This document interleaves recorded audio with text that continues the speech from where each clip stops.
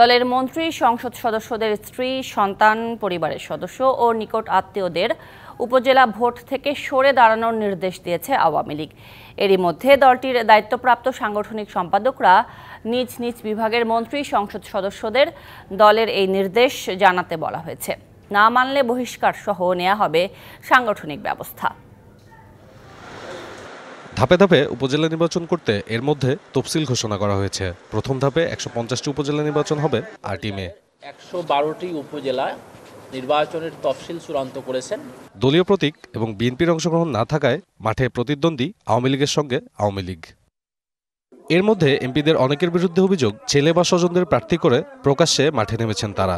5 বছরের ক্ষমতা আছে, এখন আমার মন মতো উপজেলা চেয়ারম্যান যদি বানান, আমার মিডলম্যান আমি আপনাকে উপহার দিব। যে এলাকার থেকে ভোট কম দেবেন সেই এলাকায় আমি কোনো উন্নয়নের হাত দিব না, সরাসরি কথা। নির্বাচনে আত্মীয়র পক্ষ নেওয়ার অভিযোগ দলের সভাপতিমণ্ডলীর সদস্য আব্দুর রাজ্জাকের বিরুদ্ধেও।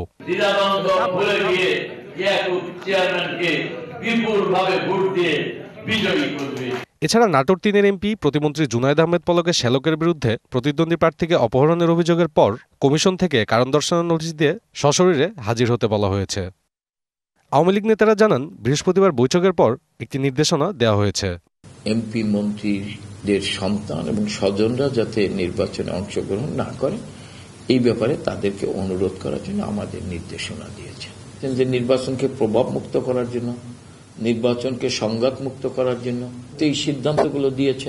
তা না মানলে ব্যবস্থা নেওয়ার কথাও জানানো হয়। নির্দেশনা মানবে না, পরবর্তীতে কি হবে এটার নেত্রী যে সিদ্ধান্ত নেবে আমরা সেটা বাস্তবায়ন করব। সরকারও নির্বাচন কমিশনকে সর্বাত্মক সহযোগিতা করবে, একটা সংঘাতমুক্ত নির্বাচন হবে। দলের নোয়াখালীর এমপি ইকরামুল হক চৌধুরী ছাড়াও দলের সভাপতিমণ্ডলীর সদস্য শাহজাহান খানের ছেলে নিজ নির্বাচনী এলাকায় উপজেলা নির্বাচনের চেয়ারম্যান পদে প্রার্থী হয়েছেন। আমার পিতা জনাব শাহজাহান খান মাদারীপুর 2 আসনের এখন পর্যন্ত তিনি একটানা 8মবারের মতো নির্বাচিত এমপি।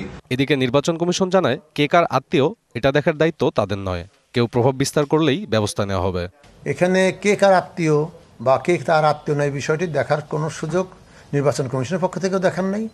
যারা নির্বাচনের দায়িত্বে থাকবেন তাদের পক্ষে দেখার কোনো সুযোগ নেই। সাব্বির রোজ, ডিবিসি নিউজ, ঢাকা।